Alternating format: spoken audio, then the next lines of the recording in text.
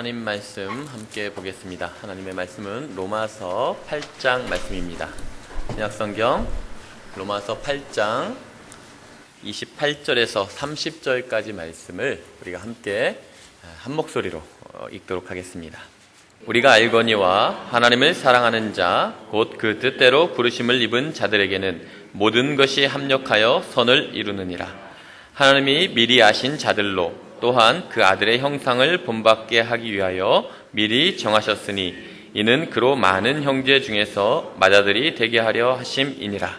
또 미리 정하신 그들을 또한 부르시고 부르신 그들을 또한 의롭다 하시고 의롭다 하신 그들을 또한 영화롭게 하셨느니라.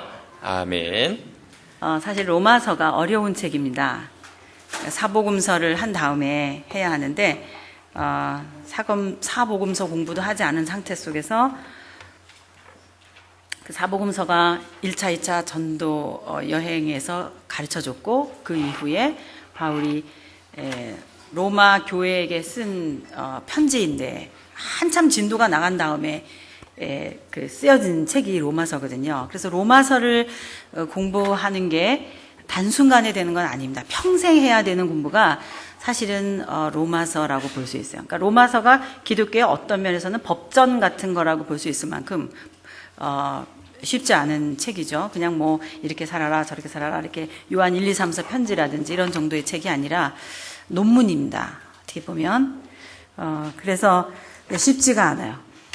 그래서 사복음서를 그 크리스마스 요번 그 부활절 때 특세 때 우리는 특세가 아니라 특공을 하잖아요. 특별 성경 공부. 그래서 특공 때 한번 좀 공부를 하고 그리고 또 하나님이 인도해 주시면 또 사도행전의 서신서 연결하는 부분을 크리스마스 때쯤 한 번 더 정리하고 신약을 두 파트로 나눠서 한 40시간쯤 공부하고 그리고 나서 여러분들이 또 다시 로마서를 읽고 이렇게 하면 나중에 또 정리가 다 잘 되지 않을까 그런 생각을 합니다. 하여튼 계획을 그렇게 하고 있습니다. 세계사에 뿌리를 내리고 있는 그 현장인데 여기 헬라가 헬레니즘 문화라는 게 그렇잖아요.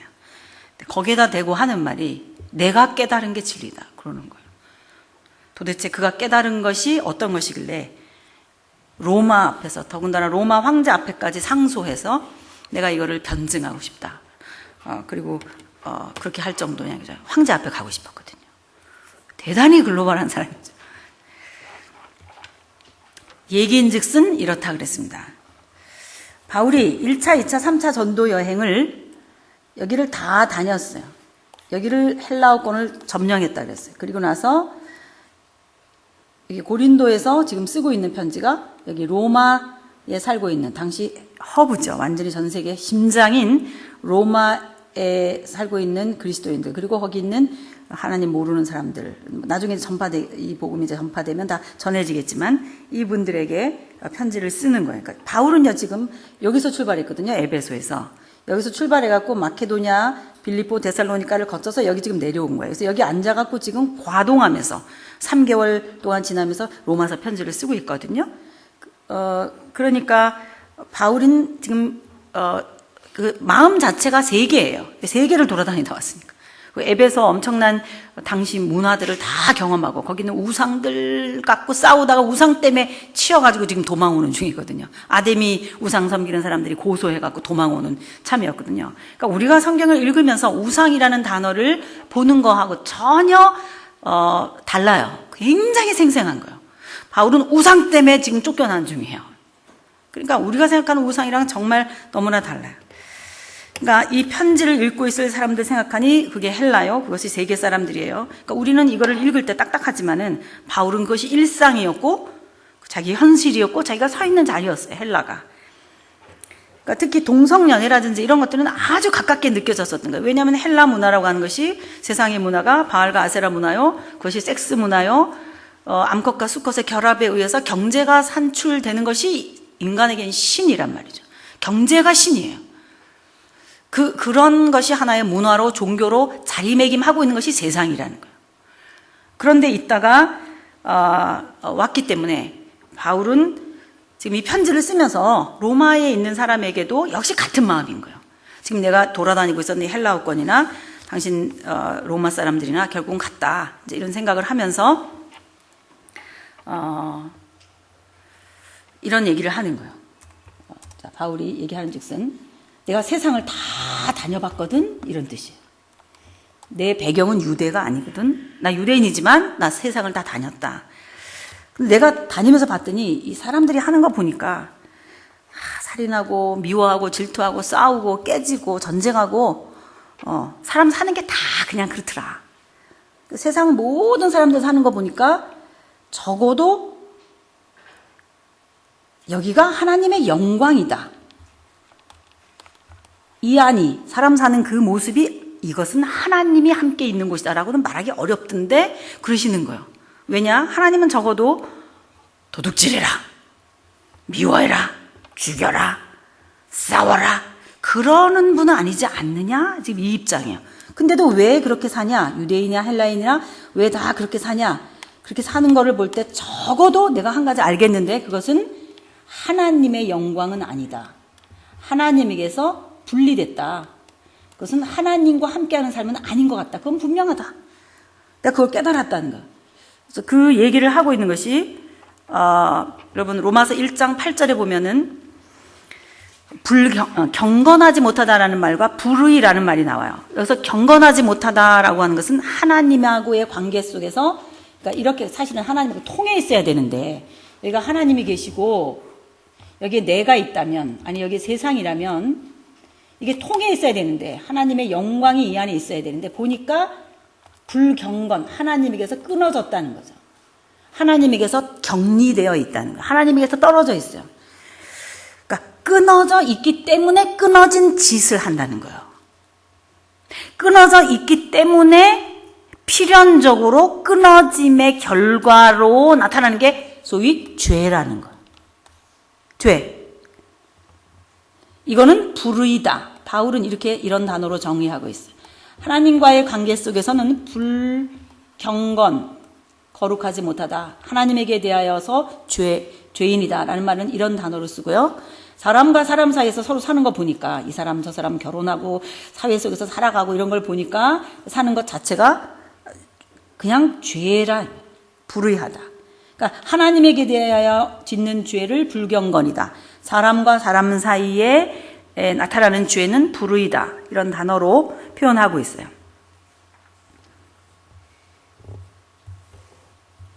근데 문제는 이 하나님에게서 끊어졌는데도 하나님을 그리워한다는 거예요.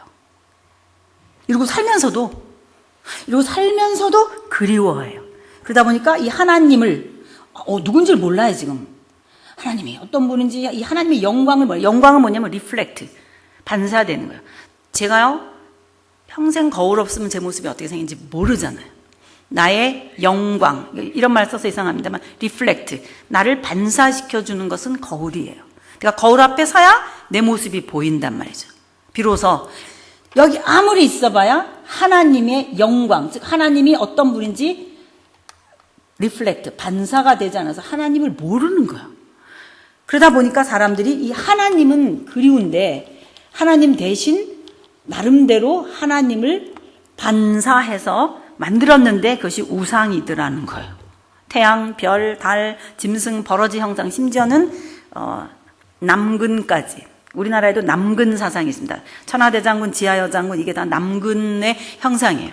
그래서 세계 모든 뮤지엄에 가보면은 그 박물관에 가보면은 남근을 만들거나 여자의 가슴을 드러내고 있는 그 퍼틸리티 가데스죠. 그러니까 풍요의 여신, 풍요의 여신. 그러니까 여자는 풍요의 여신으로 남자는 남근으로 표현하면서 바알과 아세라 종교를 만든 거예요. 그것을 결합했을 때 나오는 게 경제거든요. 산물이요, 1차 산업에 오이, 호박 이런 게 또 송아지 이런 게 나온단 말이죠. 쭉 구약에서 우리가 공부했었던 거라 그랬어요. 근데 참 이상한 게 있어요. 이 하나님 영광, 하나님의 모습이 뭔지 본체를 잘 몰라요. 그러니까 이 하나님이 어떤 분인지도 몰라요. 근데 이렇게 미련하게 이 하나님의 영광을 우상으로 바꾸어 놓고도 하나님을 그리워하는데 어떤 식으로 그리워하냐? 그 생긴 거는 짐승이랑 다를 바 없는 우리의 이 몸인데도 정직, 법, 도덕, 자유, 사랑 뭐 이런 거를 추구한다는 거죠. 그걸 가치라고 생각한다는 거예요. 누가 시키지도 않았는데, 하나님도 못 봤는데. 당신 아이의 장래 희망이 뭡니까? 이렇게 물어보면 1순위 도둑놈, 2순위 뭐 사기꾼, 이런 사람은 없다는 거예요. 혹시 있으십니까? 하여튼 사람은요, 잘못은 잘못인 줄 안다는 거예요. 하나님을 떠나 있는데도. 왜 그런 줄 아세요?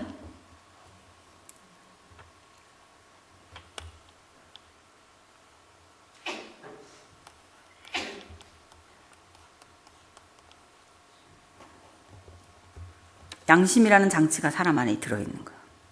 이거를 이렇게 말할 수 있어요. 의, 기준 또는 크라이테리아. 양심에 빨간불이 들어오면 누가 보는 사람이 없는데도 불안해요. 콩콩콩콩 가슴이 뛰는 거예요.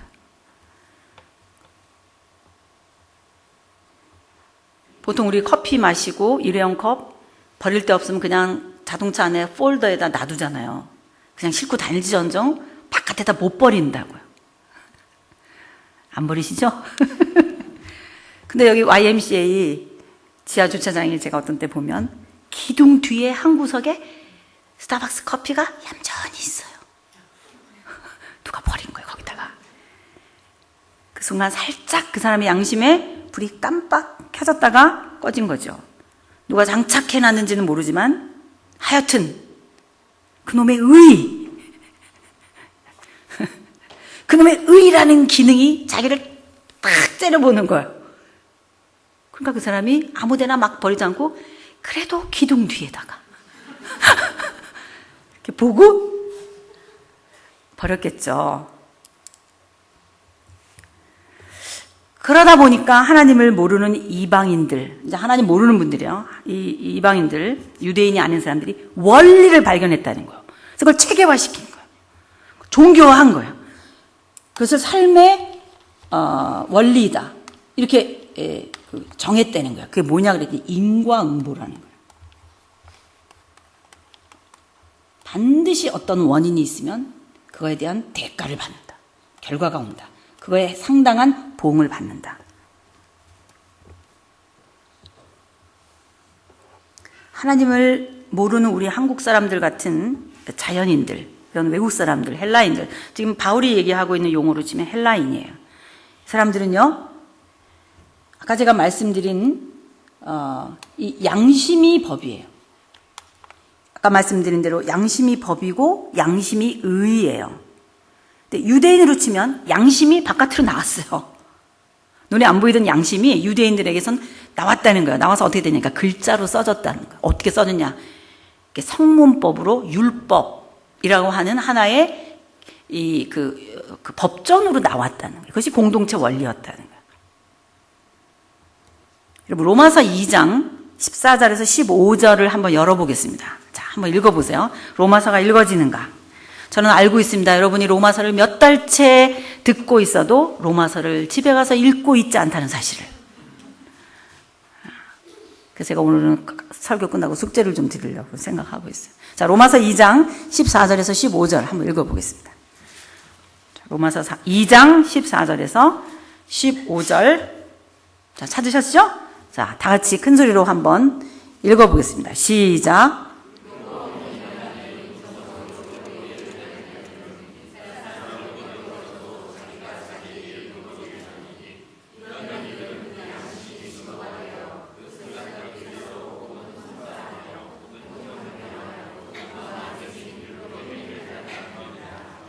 하나님의 영광, 하나님의 형상, 이런 거는 모르지만 바로 그 하나님이 자기 속에 장착해 놓은 양심을 쫓아 살다 보니까 어떤 때는 노자 선생님 같은 분이 도를, 또는 공자 선생님 같은 분이 인의예지라고 하는 율법 체계를 제시하면서 공동체 원리는 이것이다. 우리가 적어도 이렇게 살아야 되지 않겠는가. 이렇게 제시했다는 거죠. 그것이 의라는 거예요. 그래서 유대인들은 율법을 따라, 또는 다른 나라의 동양 같은 경우는 도덕경이라든지 이런 소위 그 기준이 되는 도덕이라고 하는 것이 있어서 공동체가 유지되고 살아가게 되는 것이 세상이라는 거예요. 우상을 섬기면서도 여전히 하나님에게 대한 그리움, 어떤 신존재, 하나님의 형상, 의 이런 것들을 추구하는 이유가 바로 그것 때문이다. 그런데 그러면서도 그렇게 살다가 결국은 인과응보의 대가로 사람들은 죽는다는 거예요. 고통 속에 살다가 인과응보니까 죄의 삭은 사망이다. 결국 죽는다는 거예요. 바울이 이렇게 헬라인의 삶과 죽음 또는 유대인의 삶과 죽음, 결국은 모든 세상 사람들, 모든 사람은 죄를 범하였음에 하나님의 영광에 이르지 못하더니, 이런 논리로 얘기를 하고 있습니다. 근데 내가 하나님이다 라고 말한 이 사건이 지금 로마나 다른 헬라 지역까지 다 퍼뜨려지게 되면서 그 사건이야말로 대단한 뉴스다. 그러니까 1차, 2차, 3차 선교여행을 다니면서 바울이 당시에 헬라 에피큐레우스 또는 스토아 학파, 이런 철학자들의 무대 속에서 새로운 출사표를 던진 거예요. 소피아, 지혜, 이런 것을 가지고 진리를 찾을 수 있다 생각하며 영적인 지식, 이 특별히 있어야 구원을 받고 진리에 도달할 수 있다. 그래도 인간이 양심이 있으니까, 뭔가 그래도 선하게 살고 싶으니까, 인간이 뭔지 존재의 의의를 찾고 싶으니까 이렇게 하고 있는 그 사람들에게, 헬라에게 던진 거예요. 이거는 내 출사표다.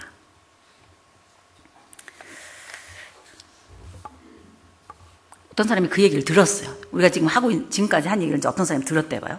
바울이 한 얘기를 들었고 교회에 오면 맨날 이런 얘기 하잖아. 근데 어떤 사람이 그 얘기를 들었어요. 뉴스를 들었어요. 와, 정말 예수님이 그런 분이셨구나. 그래서 예수님을 정말 그런 분으로 내가 받아들여야 되겠다. 이 세상에 왔던 실제 인물이잖아.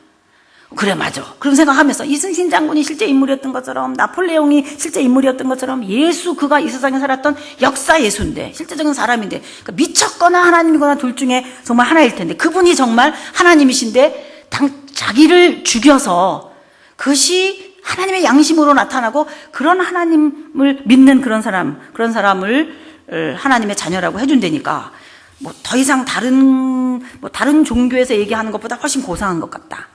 그래, 나 그래도 예수를 지금 믿는 게 낫겠다. 그래서 예수님을 믿는데 하나하나 재밌단 말이에요. 그래서 오늘도 구정인데 그냥 재밌는 거 좀 보지, 텔레비에서 하는데 여기로 온단 말이죠, 여러분들이. 그래서 진리의 코가 깬 거예요, 우리가. 진리의 코가 깨서 교회는 가야 돼. 교회 오신 거예요, 오늘 구정인데도. 근데 문제가 있어요. 예수님을 영접하고 예수님을 믿으면서 사는데 사실 맨 그게 그건 거예요. 조금 더 바뀌는 게 없는 것 같아요. 여전히 신경질 나고, 여전히 못마땅하고, 여전히 음란하고, 여전히 욕심 많고, 여전히 부딪히고, 여전히 게으르고, 여전히 싸우고, 여전한 거예요. 뭐 달라진 게 없는 것 같아요, 자기를 보니까. 그럴 때 생각나는 게, 혼자 앉아서 혼자 생각할 때, 이거 나 구원받지 못한 거 아니야? 맨날 나는 왜 이래? 늘 내 속이 왜 이래? 내 예수님 믿는 거 이거 맞아? 그러지 말라는 거예요. 누가? 이순곤 목사님이. 누가? 바울이. 누가? 하나님께서. 어차피 그건 네 의의가 아니었다는 거예요. 어차피 그 의의는 하나님의 의의였다는 거예요. 그거 네 거 아니거든. 너 본래 맨날 그런 거 알거든. 하나님이 그러시는 거예요.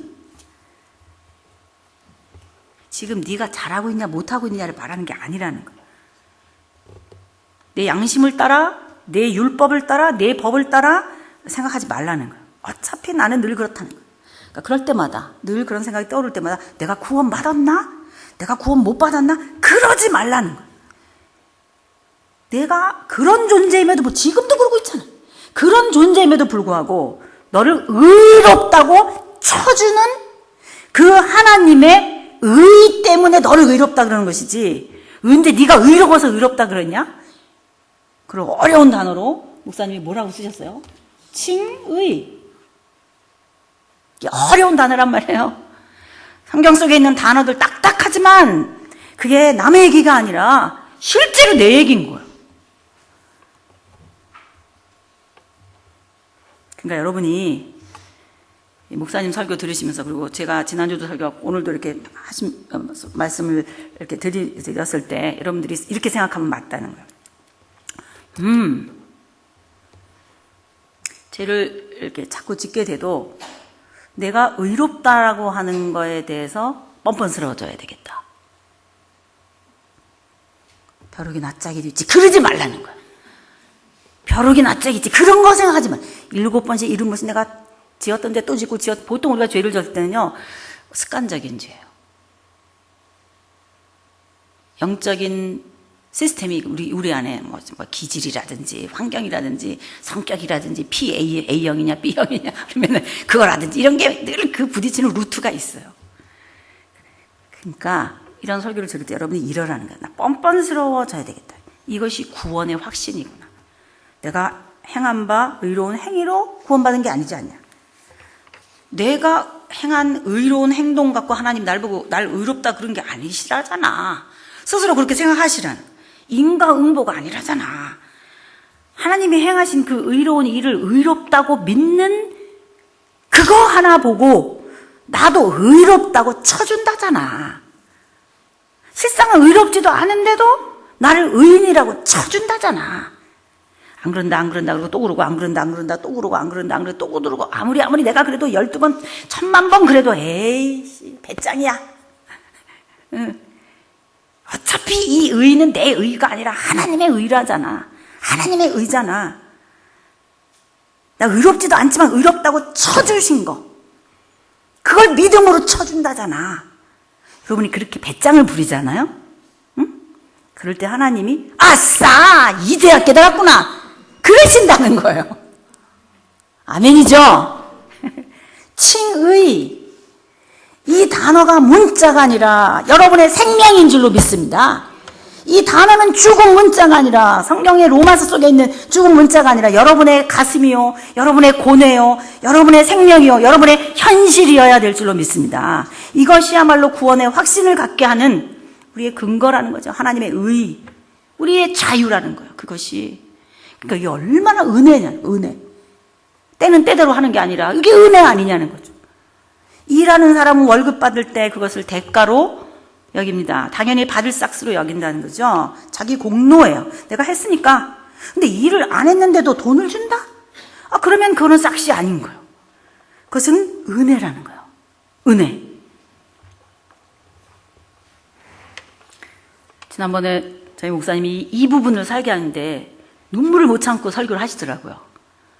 그래서 제가 그랬죠. 여보, 당신도 늙었나 봐.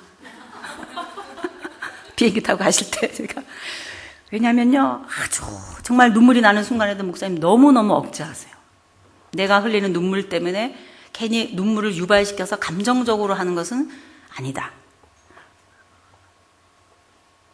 굉장히 우리 목사님하고 저 사이만 하는 말인데 그냥 우리 식구들끼리니까 그냥 그렇게 말해도 되겠죠. 제가 목사님한테 그래서 여보, 당신은 눈물에 대해서 강팍해요. 이렇게 제가 메일로 한번 써보낸 적이 있었거든요. 근데 우리 아이가 그 하버드 졸업하고 자기가 그 다음 진로를 정할 때 로스쿨을 가려고 했었다가 자기가 신학교를 가겠다고 마지막 자기 결정했다고 하나님이 날 부르셨다고 메일을 써서 보낸 적이 있었어요. 근데 목사님이 주일날 아침이었는데 어느 날 노트북을 켜고 막 이렇게 보고 계시는데, 그때가 이제 그 마음이 가난한 자는 복이 있나니 애통하는 자는 복이 있나니 이제 이런 설교들을 쭉 하실 때였거든요. 여보, 애통하는 자는 복이 있다 그러면서 여보, 애통하는 눈물이 막 흐르는 분위기가 되는데도 당신은 그거를 안 흘리려고 애를 쓰고 막 그렇게 보면 당신은 좀 강팍하다. 제가 그랬거든요. 그래서 당신은 눈물을 흘려야 된다고 설교하면서도 눈물을 흘리지 못하게 하니, 그러면서 메일로 써보냈는데 노 코멘트, 아무 말도 없었어요. 근데 얼마 지나고 나서 그걸 딱 화면을 보면서 그러시는 거예요. 봐, 나 눈물 흐르지 않아. 근데 뭔가 정말 눈물 주르륵 흐르고 계신 거예요. 그래서 어떻게 된 건가 그랬더니 이거 보래요, 메일을. 그래서 메일을 봤더니 수아가 쭉 그 내용을 쓴 거예요. 내가 왜 신학교를 가려고 하는가. 쭉 쓴 거를 보고는 잘 컸다 그러면서 눈물을 쫙 흐르고 계신 거였어요. 그렇게 그렇던 분이 지난번에 은혜라는 단어, 이게 은혜 아니냐는 거예요. 나는 우리 아버지 닮아서 이렇게 눈물을 잘 흘려요. 할 수 없어요. 우리 식구들은 다 잘 울어요. 그래서 이것이 바로 온 세상 사람들이 양심이 있어가지고 받아들이고 있는 이 인과응보 법칙 위에 뛰어난 법칙이라는 거예요. 교회 오면 발에 밟히는 단어입니다. 은혜.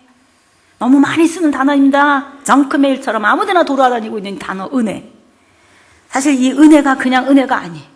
인과응보를 이미 치러낸 은혜인 줄로 믿습니다. 진주를 만드는 티끌처럼 십자가 죽음이라는 고통을 가슴에 품고 뱉어낸 그 은혜라는 거예요. 그 고통을 품고 자태를 드러낸 원리가 은혜의 법칙이라는 거예요. 바울이 이걸 깨달은 거예요. 헬라 문화권 속에서. 바울은 전 세계 소위 종교 철학 사상 이런 것들을 섭렵한 이후에 헬라 문화권을 다니면서 진리는 바로 이것이다, 단칼에 정의내버린 거예요.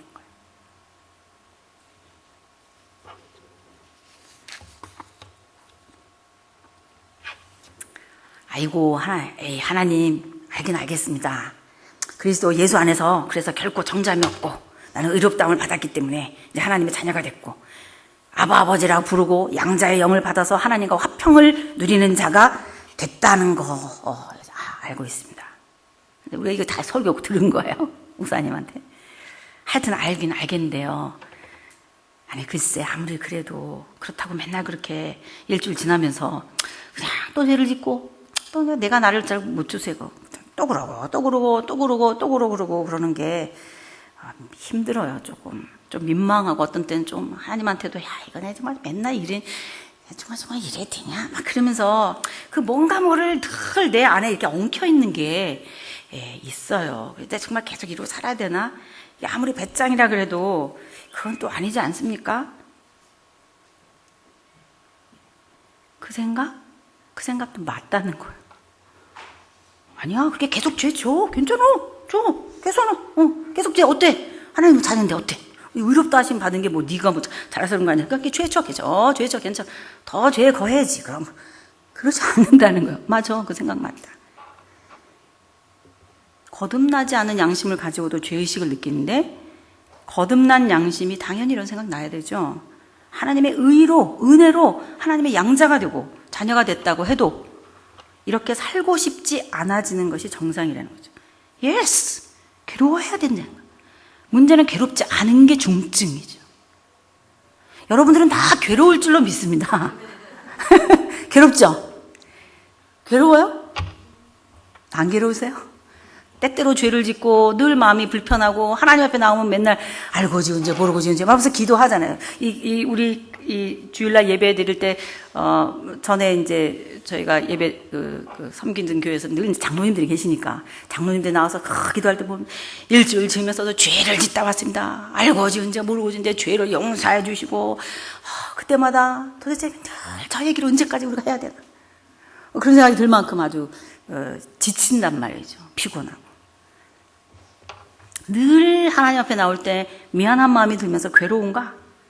할렐루야! 잘하고 있는 중이라는 거야. 어떠면? 괴로우면.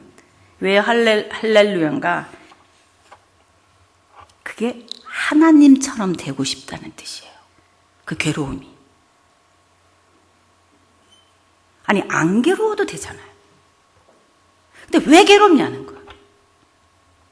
누가 경찰이 날 잡으러 와요. 나라에서 재판을 하재요, 날더러. 근데 도대체 왜 괴롭냐고. 하나님 닮고 싶은데 안 되니까 괴로운 거예요. 이 괴로움은 구원받았냐 안 받았냐라는 괴로움이 아니고요. 하나님처럼 되고 싶은데 안 돼서 괴로운 거예요.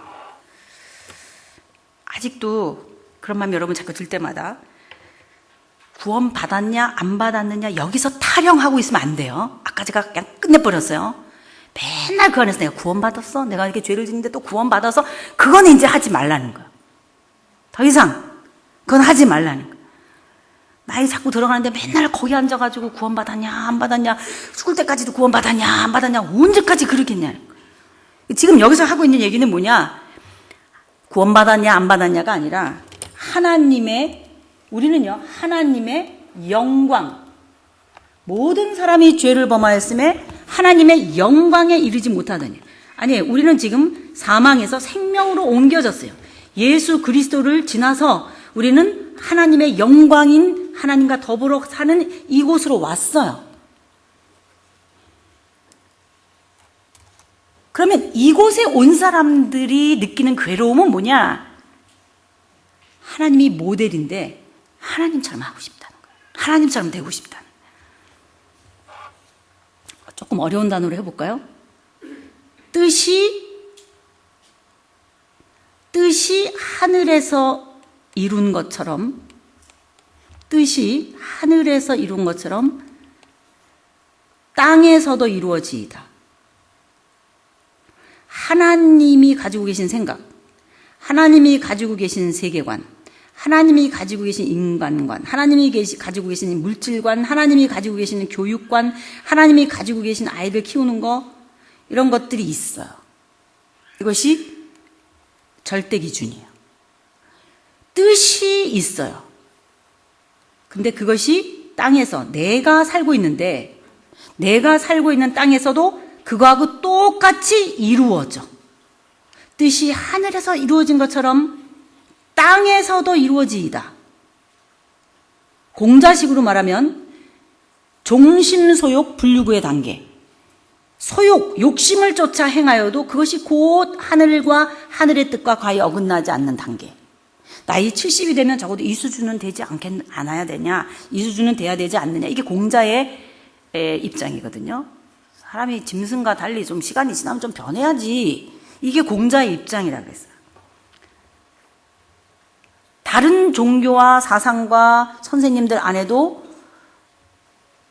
진리체계가 나름대로 있어서 사람이면 나이가 들면 조금은 이렇게 돼야지 되지 않겠는가 하는 것을 말해주고 있다면, 하물며 하나님의 형상대로 지음받았다는 것을 알고 있는 우리 하나님의 사람들이, 예수 그리스도로 말미암아 깨달은 이 사람들이 하나님을 닮고 싶어 하는 것이 당연하지 아니하는 거죠. 그러니까 여러분의 고통, 여러분의 괴로움, 늘 내가 왜 이래, 내 이래, 그러면서 이렇게 찌질려 있는 그 모습은 사실 별로 안 좋아요. 저 구석에 맨날, 예를 들면 우리 아이들 맨날 무서워 그러면서 맨날 저 구석에서 엄마가 또 뭐라 그러면 이러고 맨날 그러면 그 얼마나 배기 싫어요. 하나님 앞에서 부모님 앞에서 내가 자녀다, 이런 분명한 당당한 생각 갖고 있으라는. 그러면서도 하나님을 닮아야지, 하나님의 형상에 이르러야지, 이런 욕구를 갖고 있는 것이 반작용으로 여러분들에게 죄의식으로 나타난단 말이에요. 그러니까 늘 거기에 찌들러 있지 말고 적극적으로 생각하라는 거예요. 어떻게? 나 하나님 닮고 싶어. 이렇게. 여러분, 우리 인간 최대의 욕망이 있다면 인간인데 하나님처럼 할 수 있는 수준이 되는 것인 줄로 믿습니다. 인간인데 하나님 수준이? 뜻이 하늘에서 이루어진 것처럼 땅에서도 이루어지는 수준. 이것이 이방 종교에서는요, 인간이 신이 되는 단계예요. 하빌 사상입니다. 범신론, 우주가 있어요. Ultimate Reality, 궁극자가 있어요. 궁극적인 실제가 있어요. 그것이 뭐래도 좋아요. 하늘이라도 좋고 브라만이라도 좋고 기라 그래도 좋고 뭐라 그랬죠. 신존재라고 설정하고 있는 그 존재에게, 아트만인 내가 브라만에게 합일하는 단계. 그래서 내가 곧 신이 되는 단계란 말이에요. 그러니까 이방 종교에서도 거기까지 추구하는 거예요. 종심소욕 분류구의 단계까지 추구한단 말이죠. 하물며 하나님의 형상대로 지음받은 우리들이, 그가 나를, 당신의 목숨을 줄 만큼 나를 그렇게 한다고 나와의 관계를 설정하셨는데, 이제 내가 그 하나님의 형상대로 닮아서 하나님처럼 나도 살고 싶다. 그거 못해서 내가 조금 괴롭습니다. 그러면 하나님이 얼마나 기뻐하시냐. 그게 하고 싶대는데. 근데 문제는 맨날 구석에 차박에서 찌들려 있는 거. 이러지 말고 엎어졌으면 넘어졌으면 벌떡 다시 일어나서 툭툭 털고 이렇게 툭툭 털고 내가 그때는 왜 그랬을까. 그때 내가 조금 몸이 피곤해가지고 이렇게 좀 짜증이 났던 것 같아. 다음에 피곤하더라도 내가 그때는 그렇게 하지 말아야 되겠다. 이렇게 툭툭 털고 벌떡 일어나서 그러라는 거죠. 이게 정말 웃기고 울리는, 이게 정말 우리가 점점 이걸 이방 종교는 수행의 방법으로 신존재에 이르는 것이고, 우리는 이거를 거룩 성화 과정이라고 배웠던 거예요. 어느 단어로 배웠어요? 이거를 목사님에게 배웠죠. 성화. 점점 거룩해지다. 점점 신이 되는 단계예요. 사실은 뜻이 하늘에서 이루어진 것처럼 땅에서도 이루어지는 단계예요. 여러분, 식구끼리 밥 먹다가 부부 사이에 정말 별거 아닌 것 같고 싸워본 적 많죠? 여러분 안 싸우신 것 같은데 저는 그래 본 적 있어요. 많아요. 별것도 아니에요. 처음에 이렇게 보면요, 나중에 생각하면 정말 웃기지도 않는 것 같고 싸우는 거예요. 정말 유치한 거 갖고 시작해가지고 밥 먹다 숟가락 딱 놓고 나중에 문 걸어 잠그고 집 나가고 그러잖아요. 제가 이제 말레이시아에 한번 강의를 갔는데 어떤 집사님이 어디 이제 같이 식사하러 가려고 하는 그 무슨 호텔 카페인데 거기를 이제 운전을 하고 이제 막 가다가 길을 몰랐어요. 막 이렇게 가다가 그 근처 다 오더니 이 집사님이 그러시니까 이거 우리 남편이랑 싸워가지고 내가 하룻밤 집 나와가지고 자려고 그랬던 잤던 그 호텔이네. 자기가 그때는 밤이어갖고 깜깜하니까 정처 없이 내가 죽어 살아 말어 그러면서 운전하고 가다가 집에 안 들어가야지. 에이, 아무 데서나 자자. 그리고 이제 바닷가에 그 어느 호텔에 가서 잔 거예요. 이제 강사가 오셨다고 저를 탁 거룩하게 이제 강사님이니까 이렇게 가는데 보니까 자기가 하룻밤 나와서 잤던 그 호텔인 거예요. 얼마나 그게 참 재밌기도 하고 저한테 그 얘기를 하더라고요. 별거 아닌 것 같고 그랬대요, 그때. 성화라고 하는 단어가 성경에 나오는 딱딱한 단어가 아니라 우리 현실이라. 점점 거룩해져 가다. 점점 하나님처럼 되어가다 라는 말이에요. 점점 성숙해져 가다. 이런 단어예요. 이게 딱딱한 교리가 아니에요. 저는 이런 단어를 쓰고 싶어요.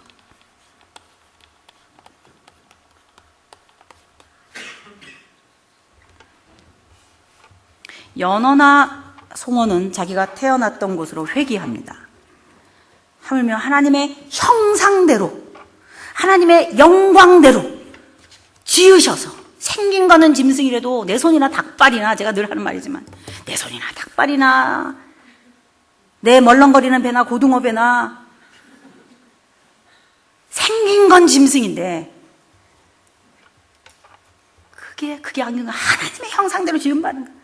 그래서 이 하나님의 형상에 대한 그리움이 마땅히 있어야 되는 거예요.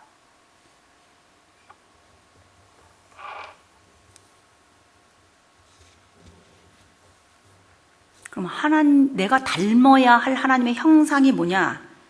그리스도의 형상을 닮아서, 그 아들의 형상을 닮아서, 오늘 4번째 지금 서익을 듣고 있는데 도대체 그 형상이 뭐냐? 얼마나 추상적이냐고, 이게 사실은. 근데 이 하나님의 그리스도의 이 하나님의 품성, 하나님의 형상을 가장 잘 표현할 수 있는 알약처럼, 캡슐처럼 하나로 딱 알약 하나가 있다면 그 단어가 그리스도의 형상이란 말이에요. 그리스도라는 명찰을 달고 이 세상에 오신 그 하나님의 형상, 이거를 이승훈 목사님께서 협의의 하나님의 형상이라는 단어를 쓰셨어요. 의, 진리, 거룩, 기름 부음을 받은 자, 왕의 특징, 의, 그리고 선지자의 특징, 진리, 또 거룩, 제사장의 특징, 이것이 하나님의 형상이라는 거예요. 이것이 좁은 의미의 하나님의 형상이라고 했어요. 조금 어렵지만 이렇게 사실은 어렵지 않아요. 우리가 이 교회 안에 오면 그 얘기를 맨날 하는 거예요. 교회만 오면 그리스도의 형상을 닮아라. 하나님의 형상이 돼야 돼. 우리 하나님처럼 돼야 되지 않느냐. 그렇게 얘기해요. 근데 이 좁은 공간에서 맨날 우리가 듣고 이 문 열고 조금 있다 이제 나가잖아요. 그러면 거기는 넓은 세상이에요. 요 안에서 듣는 얘기는 그리스도의 형상을 닮아라. 그러면 우리가 그리스도의 형상을 닮아야지. 그리고 이제 간단 말이에요, 세상으로. 그러면 이 일상의 삶을 사는 월요일에서 토요일까지의 삶이라고 하는 것은 광의, 넓은 의미의 하나님의 형상이 무엇인지를 우리가 실험할 수 있는 장소라는 거예요. 거기가. 왜냐? 하나님의 의와 진리와 거룩이라고 하는 이 그리스도의 형상을 이 하나님이 갖고 그냥 가만히 앉아 계신 분이 아니에요, 하나님은. 늘 요 안에서만 가만히 계신 분이 아니에요. 하나님이 액티브 하세요. 하나님은 창조하셨고요. 하나님은 매니지 하세요. 창조하신 다음에 관리하세요. 매니지 하세요. 지금도 지구를 공중에 떠 있게 하시고 일하고 계세요. 일하신 하나님이에요. 그분은 지적이세요. 자연과학자세요. 물리, 화학, 생물, 지구과학, 유전공학, 컴퓨터 엔지니어링. 이런 분이세요. 그런 분이 정서를 갖고 계세요. 음악이 있으세요. 우리 안에 음계를 넣어 놓으셨어요. 따라리라라라리라. 이게 우리 안에 있어요. 멍멍이 보고 너 해봐. 멍. 아무리 잘 가르치는 우리 이혜진 지휘자가 가르쳐도 멍멍이는 언제나 이것만 하는 거야. 이걸 못해요. 선율이 있으신가 하면 높낮이가 있고, 강약이 있으신가 하면 부드러움이 있고, 그가 만들어 오신 창조물을 보면 우리가 사는 이 넓은 세상을 보면 다 알 수 있는 거예요. 그러니까 우리 사람들도 이 하나님의 형상을 닮아서 창조를 하고 글을 쓰고 곡을 만들고 그림을 그려내고 물리, 화학, 생물에 있는 법칙들을 찾아내고 이 사회 공동체 속에서 함께 어우러져서 해내야 하는 일들이 많아요. 교육도 해야 되고 아이를 가르쳐야 되고 관계하고 그러다 보니까 의논도 하고 반드시 경제활동도 발생하고 그러다 보면 정치 시스템도 필요하고 법도 필요하고 권위도 있어야 되고 뭐 그러면서 인문사회과학이라고 하는 학문 행위를 하고 있는 거예요. 이 세상에서. 이 목사님께서 이 닥터 테드 워드 또는 구루뎀 이런 분들이 넓은 의미의 하나님의 형상이 창조성, 영성, 지성, 합리성, 인격성, 도덕성, 관계성, 정신성, 사회성, 뭐 정서적이다 이렇게 목사님 말씀하셨던 거 기억나세요? 광의의 하나님의 형상을 우리가 닮아야 된다. 그게 바로 우리 삶의 현장 속에서 세큘러 학자들 안에서도 이루어지고 있는 일인데 결국 그리스도의 형상을 갖고 있는 우리들이 세상에 나가서 살 때 그것도 이루어내야 된다는 거예요. 내 삶의 현장에서. 내 직업을 통해서. 내가 엄마면 엄마로서. 세상 속에서도 하나님의 형상을 액티브하게 일하시는 하나님의 형상을 이루어내라는 거죠.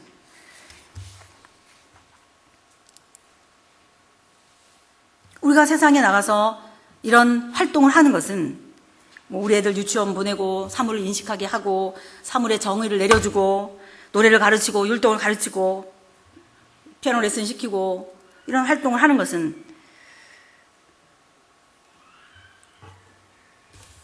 곧 광의의 하나님의 형상을 지금 이루고 있는 중이다. 이런 뜻이에요.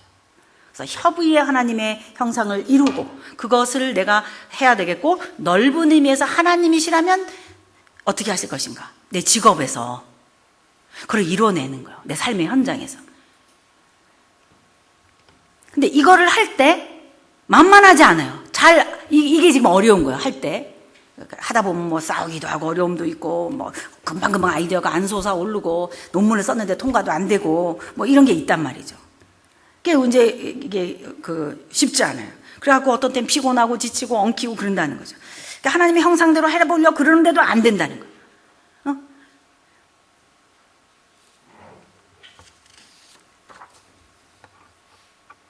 우리가 하나님 대책이 있으세요? 우리 하나님 형상 닮고 싶은데 대책이 있으세요? 그럼 하나님이 뭐라 그러신다는 거예요? 그냥 알아서 해. 그러시지 않고 대책이 있다. 나 아무리 해도 안 되는데요? 대책이 있다. 대책이 뭔데요? 그랬더니 하나님 뭐라 그러셨다 그랬어요? 성령님이 우리 안에 계시지 않냐? 이게 대책이시라는 거예요. 너 혼자 하지 말고 예수님은 구주로 영접했다며 예수님을 믿는다며 예수님이 영접했다면 이미 내 안에 그 예수님을 영접하게 하신 주특기, 그 예수님을 영접하게 하는 주특기를 가지고 계신 분이 성령님이시거든요. 아니, 우리가 예수님을 보기를 했어요. 예수님의 음성을 들어보기를 했어요. 그런데 그 예수님이 하나님이시며 그가 죽으시고 부활했다. 이것이 하나님의 의의다. 아, 이게 믿어진단 말이에요. 이게 미쳤지. 그냥 믿어지는 게 아니거든. 제정신이 아닌 거야. 성령 정신이지. 이게 제정신이 되는 게 아니라는 거야. 성령께서 반드시 역사하셔야만 되는 일인데 내가 돼 있는 거예요. 내가 내 의지로 한 것 같아요. 내가 받아들인 것 같아요. 그러나 그것은 성령께서 하신 줄로 믿습니다. 우리 속에 이미 성령이 거하신다는 거예요. 예수를 믿는다는 것은 성령님이 이미 우리 안에 계시다는 뜻이기 때문에 이 스피릿, 예수님이 우리에게 말씀해 주신 그 약속하신 이 뭔가 스피릿이 오신다는 거예요. 이 스피릿이 나타나실 것인데 그 정보를 던져놓고 예수님이 승천하셨거든요. 제자들만 따로 남겨놓으시고 성령님을 기다리라 그러셨어요. 여러분, 제가 지금까지 이렇게 한 얘기들이요, 이거 기계적인 얘기가 아닙니다. 얼마나 이 얘기가 복잡한 얘기입니까? 이거는 인격적인 존재 아니고는 이해시킬 수 없는 얘기라고요. 어떻게 제가 지금까지 한 얘기를 기계적으로 할 수 있겠습니까? 이게 저라고 하는 한 사람이 깨달은 것과 써있는 객관적인 진리가 합해져가지고 여러분들이 이거 설교를 한 거란 말이에요. 이거는 인격적인 존재에만 가능한 거거든요. 설교라는 건 인격을 투사해서 나온 거거든요. 하물며 예수를 그리스도로 믿게 하는 분이 인격자가 아니시겠냐 이거예요. 다른 이방 종교들은요, 수행 종교들은요, 인격적인 교제를 하는 게 아니에요. 기계적으로 작용하는 거예요. 그러나 예수를 진리로 깨닫고 있는 사람은 이미 우리 안에 성령님이라고 하는 하나님의 영이 거하시면서 커뮤니케이션을 인격적으로 하시겠다는 거예요. 여러분 이거 알아요?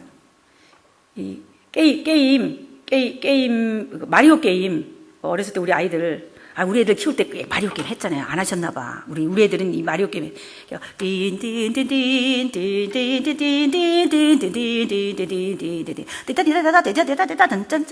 막 이제 마리오가 막 가는 거예요.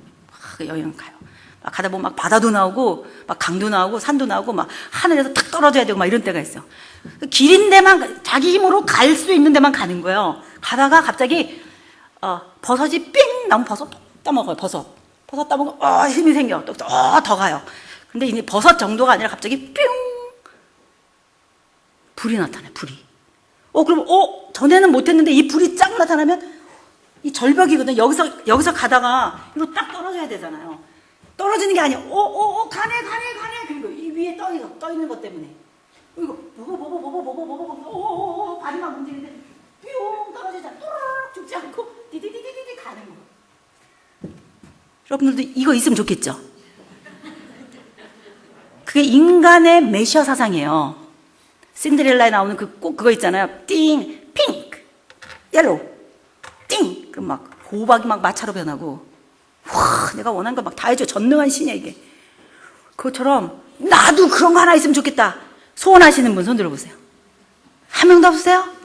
있어도 못 들죠? 이거 하나 있으면 좋겠다.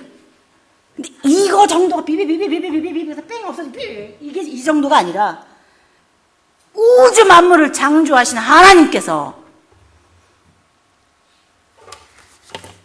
그냥 당신 자체를 나한테 주신다는 것을 증명하기 위해서 예수 그를 십자가의 사형수로 처형시키는 인류의 역사 속에 그런 일을 하게 하심으로 증명하셨다는 거예요. 뭐를? 하나님이 내 안에 계신다는 거예요. 여러분이 손으로 조정하려는 신이 아니에요. 여러분이 조정하려고 하는 알라딘의 요술램프와 같은 그런 내가 조정하는, 내가 컨트롤하는 신이 아니라 내 안에 계셔서 인격자로 나랑 같이 커뮤니케이션 하면서 하나님과 대화하면서 내가 가만히 있으면 하나님도 가만히 계세요. 왜? 우리를 기계적으로 창조하지 않으셨기 때문에. 인간의 자유의지와 하나님의 절대주권, 뜻이 하늘에서 이루어진 것처럼, 하나님의 형상이 이루어진 것처럼 땅에서도 이루어지이다. 나는 내가 하는 것 같은데 그것이 곧 하나님의 뜻이, 하나님의 형상이, 하나님이라면 그렇게 하시오.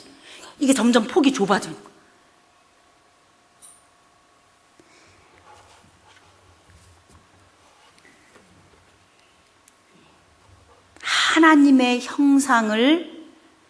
하나님의 형상대로 되는 것에 가치를 부여하시기 원합니다. 여러분, 가치를 안 느끼는 거예요, 거기다가. 가치를 느껴야 돼요, 그것에. 내가 하나님 형상처럼 되겠다. 그러니까 죄의식 갖지 말고, 나 왜 이래, 맨날 왜 이래, 그러지 말고, 가치를 느끼라는 거예요. 무엇에? 하나님의 형상처럼 내가 되는 거에. 그건 할 수 있겠어요? 내가 하나님의 형상처럼 되고 싶다. 여기에 가치를 느끼라는 거예요. 아, 이건 정말 가치구나. 내가 되어야 될 것이구나. 우리 아이들도 마찬가지입니다. 우리 아이가 되어야 할 마지막 파이널 골. 됐으면 좋겠다는 게 없는데도 교육시키는 거예요, 지금. 목적도 없이. 그러니까 내가 되고 싶은 데가 어디냐는 거예요. 그게 하나님의 형상이어야 될 줄로 믿습니다. 회복이에요, 회귀 본능. 가치를 부여할 때 욕구가 생긴단 말이에요. 오늘 크리스찬들의 문제점은 뭐냐? 가치를 안 느낀다는 거. 그리스도의 형상을 담는다는 거. 딱딱한 교회에서 목사님들이나 하는 설교이지. 그게 정말 내 것처럼 말랑말랑하게 느껴지지 않는다는 거. 오늘 여러분들은 내가 짐승이 아니라면, 짐승의 형상이 아니고 버러지의 형상이 아니라면 하나님의 형상을 담는 거, 신의 경지에 이르르는 거, 하나님처럼 되는 거, 뜻이 하늘에서 이루어진 것처럼 땅에서도 이루어지는 거, 그것이 최고 가치인 줄 알고 이거에 대해서 욕망을 느끼고 욕구를 느끼는 여러분들이 되시기를 소원합니다. 기도하겠습니다.